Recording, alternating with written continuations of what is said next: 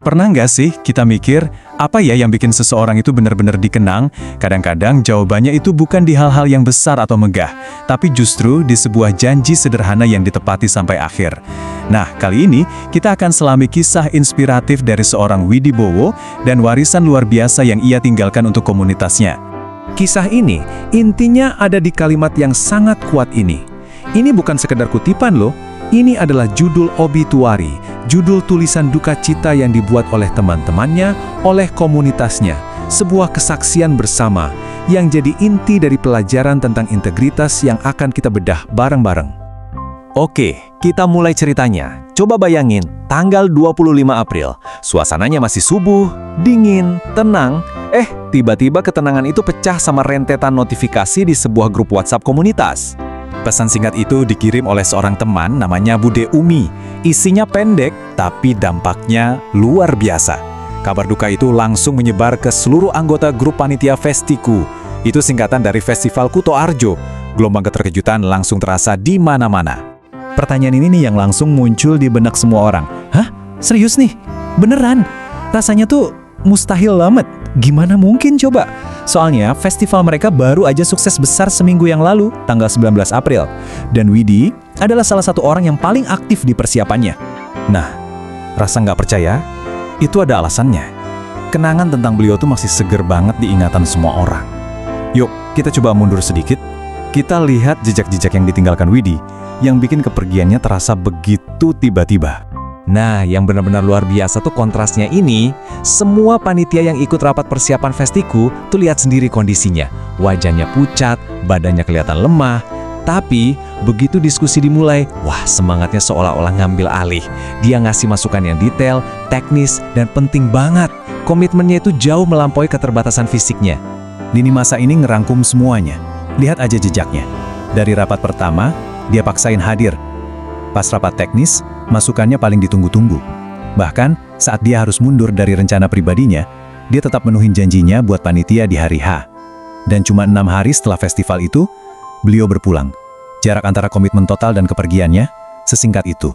Sekarang kita sampai di bagian yang paling menyentuh dari cerita ini.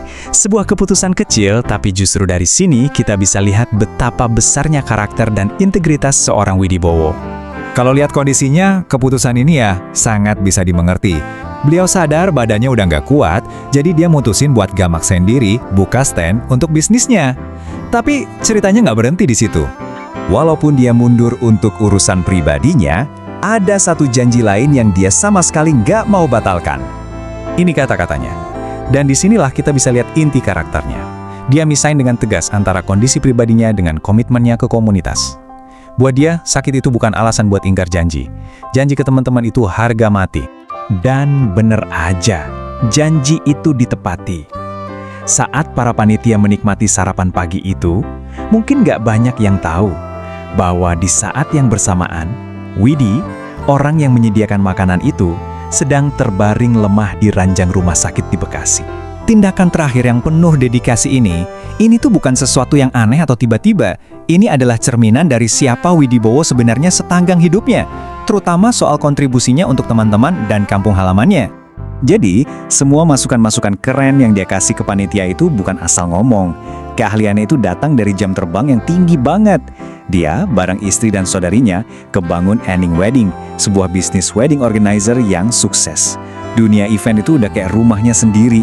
Keterlibatannya di Festiku tuh dalam dan macem-macem banget. Dia bukan cuma orang di balik layar. Dia pernah jadi MC, jadi anak band, nyumbang lagu, bahkan nyanyi. Musik itu bagian besar dari hidupnya, dan dia selalu senang berbagi suara dan kehangatannya ke semua orang. Kutipan dari istrinya ini ngungkapin motivasi terdalam di balik semua komitmennya. Ternyata bukan cuma soal profesionalisme, tapi ada kerinduan yang tulus untuk kumpul lagi sama teman-teman lamanya, Kanca-Kanco Torjo, sebutan untuk komunitas orang Kuto Arjo. Itulah yang jadi bahan bakarnya. Yuk kita kembali ke hari kepergiannya. Setelah kabar duka itu nyebar, komunitas yang begitu dia cintai ini pun berkumpul. Mereka mau mengantar Widi dalam perjalanan terakhirnya. Ini pemandangan di pemakamannya. Bukan cuma keluarga inti, tapi puluhan teman-temannya dari komunitas Wong Torjo dan para aktivis Pakuto. Semuanya datang untuk ngasih penghormatan terakhir. Saat doa-doa dipanjatkan, yang terlintas di pikiran mereka semua adalah potongan-potongan kenangan. Ketawanya yang khas, suaranya waktu nyanyi, dedikasinya yang tanpa pamrih, dan tentu saja janji sarapan yang ia tepati sampai akhir.